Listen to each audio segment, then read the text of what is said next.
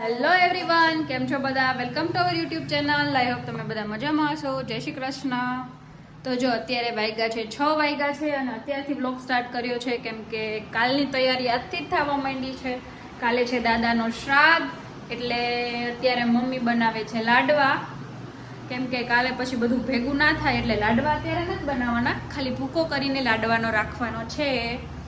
અને થોડુંક કાલનું ધાણા મેથી ને એવું બધું સુધારી લીધું છે એટલે કાલે બધું ભેગું ના થાય એકારે બધું. એટલે જો મમ્મી અત્યારે મસ્ત મજાના લાડવા બનાવે છે. મમ્મી એમ કહે કે આપણે કે કંદોઈને કહી દે લાડવાનું. મેં કીધું, હું ને પપ્પા કહે કે ના, તમારા જ સરસ લાડવા થાય એટલે તમારે જ બનાવવાના છે. તો જો મમ્મી લાડવા બનાવે છે. મમ્મી કેવી રીતે લાડવા બનાવે એ તમને બતાવું. Hello mummy. જય શ્રી કૃષ્ણ. ચાલો બધા જો લાડવા ખાવા. કાલે મારા સસરાનું શ્રાદ્ધ છે તો કાલે જમવાનું છે તો લાડવા આજે બનાવેલા હોય તો કાલે સવારે સહેલું પડે, નહીંતર બધું ભેગું ન થાય. તો આમાં જાડો લોટ લીધો છે, થોડોક રવો નાખ્યો છે, થોડોક ચણાનો લોટ નાખ્યો છે અને હવે ઘીનું મોણ આપશું. ઘી નાખવાનું ભરપૂર. ઘીનું મોણ નાખી અને પીંડિયા વારી લેવાના. પછી ગરમ પાણી પીંડિયા વારવાના. અહીંયા ગરમ પાણી એ થઈ ગયું છે. ધીમા તાપે તળવાના એટલે બહુ સરસ થાય લાડવા. જેમ ગેસ ધીમો હોય ને, તેલ ધીમું હોય ને, એમ સરસ થાય.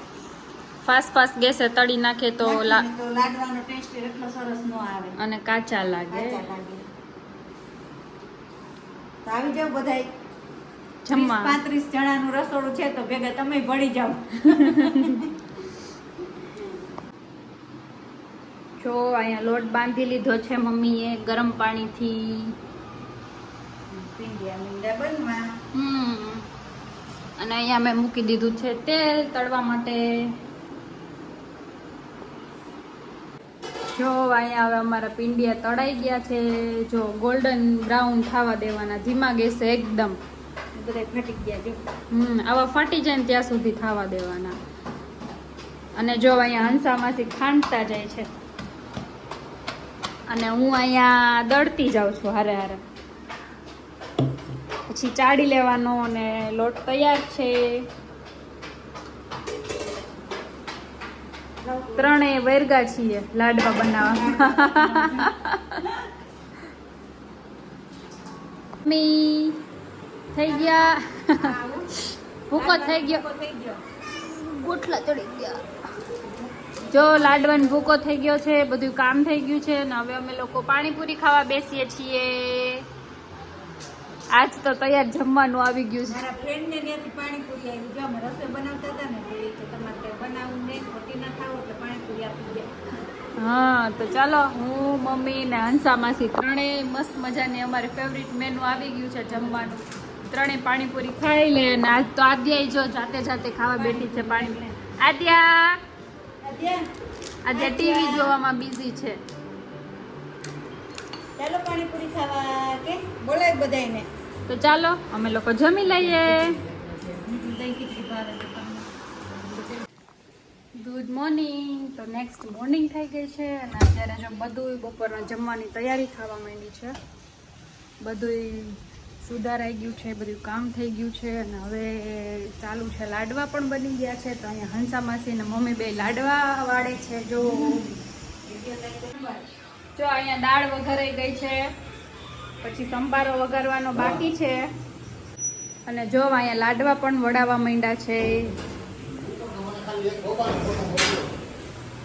મમ્મી ચાલો લાડવા ખાવા. જો આ રસોઈ છે ને ગમે ત્યારે ગમે એ રસોઈ બનાવી જમવાનું કરીએ. એમાં સાગરભાઈ રસોઈ કરવા આવે ને, સાગરભાઈ ની રસોઈ થાય એક નંબર. એક વખત તમે એની હાથની ચાખો ને તો બીજી વાર એને બોલાવવું પડે.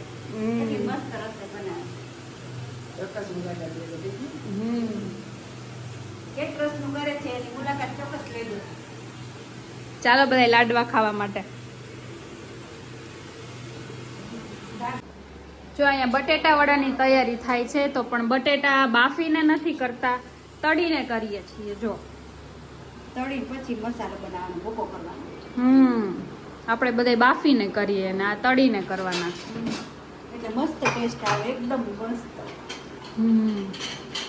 બાફીએ તો મોરા પડી જાય.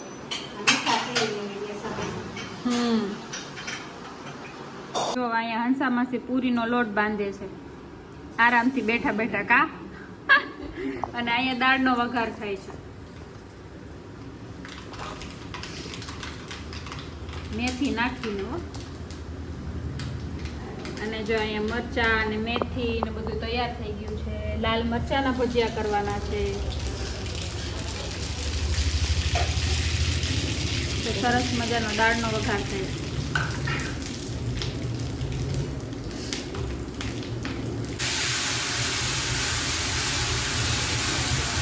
ચમકારો બોલી ગયો હો. બોલ. જો મમ્મી અહીંયા થાળી તૈયાર કરે છે, એક ભગવાનની અને એક દાદાની. તો ફૂલ પ્લેટ રેડી થાય છે જો. અને અહીંયા બધુંય જમવાનું તૈયાર થઈ ગયું છે. શાક, પૂરી, ભજીયા એક બાકી છે બનાવવાના, સંભારો ને જો બધું સરસ તૈયાર થઈ ગયું છે. આમાં છે દાળ, આમાં છે ચટણી. તો આવી જાઓ બધે જમવા માટે. લાડવા, ભજીયા, પૂરી ને બધું જમવા આવી જાઓ.